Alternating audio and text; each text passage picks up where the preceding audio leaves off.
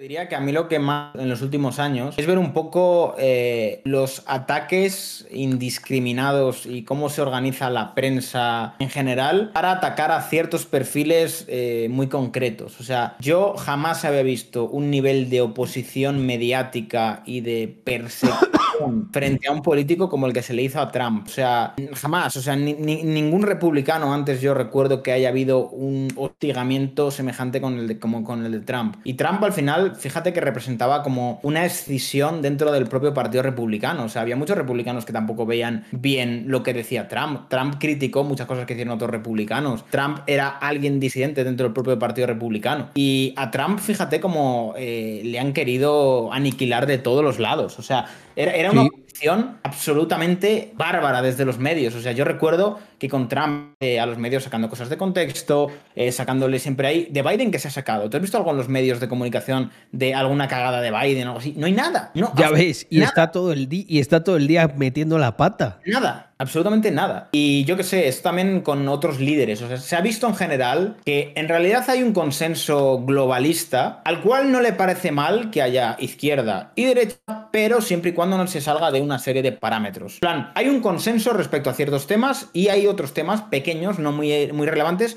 que pueden, digamos que, discutirse. Pero hay una serie de cuestiones globalistas, como puede ser la Agenda 2030, que no se discute. ¿Me explico? O sea, tú fíjate, al final, dentro de Sí. PP-PSOE hay un consenso con la Agenda 2030 100%. ¿Cuándo llega el problema y la oposición feroz? Cuando te llegan perfiles políticos que señalan el globalismo y que realmente no quieren aceptar este discurso imperante de la Agenda 2030. O sea, ahí te das cuenta de que realmente sí que hay un gobierno global, que hay un consenso mundial de el mundo tiene que ir hacia este lugar y hay ciertos perfiles verdaderamente disidentes que si cogen fuerza son aniquilados mediáticamente. Bueno, está claro. O sea, yo creo que no es una posición muy naif el pensar que el poder para en las democracias y en el presidente de turno de no sé qué país. Es muy naif pensar eso. Por ejemplo, una cuestión que es muy tangible, que hemos hablado muchas veces. Y yo, Víctor, el tema del Deep State, ¿no? O sea, todos esos altísimos funcionarios y toda esa parte de aparato del Estado que no se elige. En muchos casos tienen tanto o más poder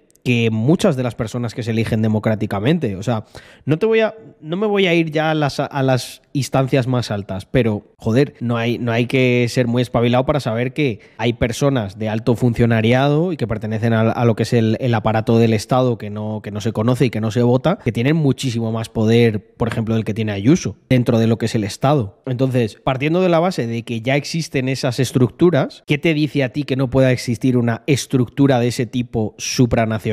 O sea, sí. Bueno, joder, sí que tampoco se esconden. El notas del Fondo Monetario Internacional, Klaus Schwab. No, ese es Pero del Foro Económico Mundial. El Foro Económico Mundial, perdón. Klaus Schwab, es que a mí hay veces me dan ganas de preguntar, ¿pero quién coño es este tío? ¿Por qué los líderes mundiales se tienen que reunir con esta persona? O sea, quiero decir, no se reúnen con un tío aquí en España que a lo mejor levanta 500.000 firmas para una causa, que es más importante para nuestro país, y alguien que no ha votado nadie y que está ahí y no se sabe muy bien cómo, marca las directrices de las políticas más importantes. Yo no sé si esto es una cosa que es nueva o que llevaba ahí mucho tiempo y que gracias a Internet se ha destapado, pero es que es alucinante. Como hay gente que, además que presumen y todo, de no, nosotros nos reunimos con los grandes líderes de todo el mundo. No sé muy bien el por qué, ni nadie me sabe explicar el por qué. O sea, quién son, o quién les eligió, o de dónde vienen. También, fíjate, Carlos, de dónde vienen realmente las presiones. Fíjate en la Unión Europea, cuáles son los países que más están siendo perseguidos. Polonia y Hungría. Países conservadores, de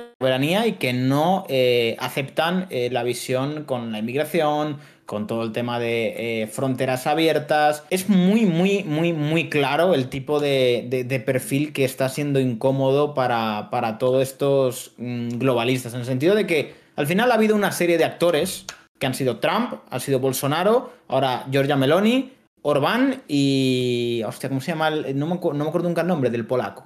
Bueno, el gobierno de Polonia, que tienen nombres rarísimos los polacos. Es como que ese tipo de perfiles son absolutamente perseguidos y son absolutamente señalados, tratados como el mayor fascismo que puede existir. Y en realidad no nos damos cuenta de que no es tanto una guerra de izquierda y derecha, sino más bien es globalista del mundo frente a una visión más nacionalista del mundo. Que esto es algo que no nos damos cuenta realmente, Carlos, pero muchas veces este nacionalismo de soberanía individual de los países es mucho más cercano a lo que nosotros tenemos como descentralización que Claro. frente a este globalismo que busca que todo el mundo se rija por unas mismas normas y un mismo camino, por así decirlo. Claro, claro. No, no, tal cual. Muchas veces esas cosas parecen como que va a contracorriente del pensamiento liberal y nada que ver, todo lo contrario. Si el que los países tengan soberanía, al final no deja de ser, joder, como lo mismo que un individuo tenga soberanía sobre sí mismo. El momento en el que tú colectivizas al individuo es cuando pierde la capacidad de decir, oye, no me gusta este club, quiero ser yo el que decide con mi mano alzada que me voy. Y le dicen, no, pero es que claro, tenemos que decidir entre todos si te vas o no. Pues esto con los países ocurre, yo lo veo igual, vamos, no veo mucha diferencia. Yo creo que cada país, en última instancia, tendría que ser capaz, o sea, por ejemplo, un Hungría o un Polonia no tendría por qué estar acosado por nadie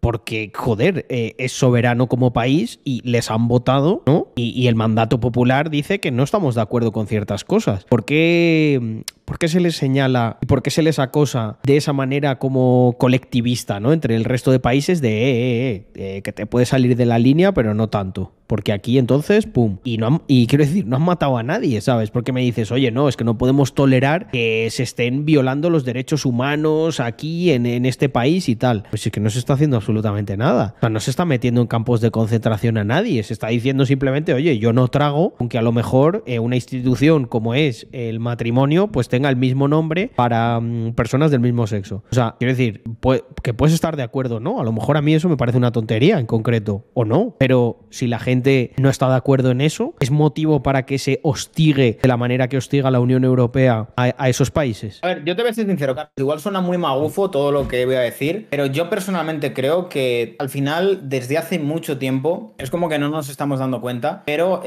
China ya está dentro del sistema europeo. China es el modelo europeo. Lo que pasa que evidentemente los chinos no van a ser como los americanos, que han sido muy beligerantes en este sentido y van a establecerte, como te digo, bases militares en las que están ellos, te van a provocar chinos. Son conscientes de que su modelo ha funcionado, son conscientes de que su crecimiento es imparable y poquito a poco han ido metiendo mano dentro de Europa y han ido incentivando la visión que tienen del mundo. Capitalismo de Estado que tiene China, por así decirlo. Y creo que en este sentido siempre se ha intentado implantar el comunismo de una manera que en algunos casos era demasiado hostil hacia la gente y creo que se ha aprendido de ello. Y al final el fin último es llegar a un punto en el cual la sociedad no tenga esta propiedad privada, pero no mediante la expropiación, sino mediante un proceso de empobrecimiento muy lento, muy lento, en el cual llega un punto en el cual lo que antes para ti era una propiedad, ahora, para las generaciones siguientes, tú no vas a poder acceder a esa porque habrá una serie de empresas controladas por el Estado que te darán eso que antes era tu propiedad, pero tú serás un mero consumidor de todo esto. Claro, si te llega un Estado y te dice yo te voy a expropiar la casa, tú te rebelas, pero si tú tienes un proceso lento de empobrecimiento de la población y poco a poco la gente llega a un punto en el cual sus posesiones se limitan a lo más básico y no tienen realmente patrimonio frente a eso, has llegado a la fantasía socialista de un Estado al cual se adora, el Estado me protege, el Estado me da todo, yo estoy agradecido con ese Estado, a mí no me han quitado nada porque ha habido un proceso de empobrecimiento y de quitarme libertades y de quitarme propiedades en las cuales yo ni me he dado cuenta de lo que ha pasado y siempre me han justificado todo esto por un bien mayor, por el cambio climático, por lo que sea, y llega un momento en el cual sin darte cuenta no tienes nada y eres feliz. Y el Estado de empresas que son las que controlan diferentes servicios y te lo dan. Y así China llega a un punto en el cual ha implantado su modelo sin que tú te des cuenta y tú crees que vives en una Europa capitalista, y poquito a poco China te ha ido metiendo esa influencia de su sistema y han implantado su visión del mundo sin que te hayas dado cuenta, tío. Es que los chinos son muy inteligentes. Yo realmente creo que está ocurriendo esto. Sí, tiene sentido. O sea, al final es lo que... Estoy yéndome a la realidad de las cosas, ¿no? Yo llevo denunciando muchísimo tiempo que la mayoría de las personas jóvenes no es que ya exista un sentido de la propiedad que lo han perdido, sino que es que no tienen propiedades en término efectivo. O sea, ¿quién no conoce a X amigo o amiga que cree que vive la high life porque se va por ahí de vez en cuando a comer algo con los amigos, sale de fiesta, se gasta todo el dinero que tiene en pasárselo bien, tiene muchas aplicaciones, tiene muchas cosas, pero a fin de cuentas, analicemos, ¿qué tiene esta persona? No tiene absolutamente nada, porque si una de esas aplicaciones decide que mañana le quita los servicios, ¿qué tiene? Nada. Vamos, una hoja de reclamaciones para quejarse. Si mañana, no sé, los restaurantes cierran porque hay una pandemia o lo que sea, ¿a dónde va? O sea, quiero decir que no tiene ninguna propiedad, realmente no tiene nada que es suyo. Y luego, pues todo el tema que hay con el alquiler, la compra de vivienda, etcétera. Porque luego, además, la compra de vivienda también ocurre algo muy, muy curioso, y es que se ha incentivado que haya muchas hipotecas y todo lo que tú quieras, pero el otro día yo veía un gráfico que era muy revelador, porque decía, mira, antes una casa se pagaba con 5 años de salario completos, ¿no? O 3 años de salario completo. Ahora de media se necesitaban, pues no sé si eran 10 o 15. Y claro, y entonces veías el efecto que había tenido toda la inyección de dinero. Es como que ahora te dan más crédito y los importes son más altos y todo está más alto, pero si te das cuenta es como que estás comprando una cadena más pesada y más larga. Joder, no es mejor que todo eso se contenga y que tú puedas comprar antes. O sea, si os dais cuenta, lo que estoy tratando de decir con todo esto es que tú ahora sí que puedes acceder a ciertas cosas, pero si os dais cuenta siempre está condicionadísimo a la deuda, algo que antes no era tan así. Sí, antes podías poder comprar algo a tocateja. Mira, os pongo un ejemplo. Los coches hace muchos años no era una cosa que se financiaba, era una cosa para la que se ahorraba y se compraba, o se le ponía una letra o una historia de estas. Pero es que a día de hoy os dais cuenta que ya hay un círculo vicioso de leasing a particulares que no tiene ningún puto sentido, que estás pagando que tú no tienes un coche, que tienes una suscripción a un coche, pero que no es tuyo el coche. A esto me refería, Carlos. Es una sociedad de incentivos. Si tú desincentivas ser propietario y pones un montón de facilidades para no ser propietario, pero disfrutar de ciertos servicios,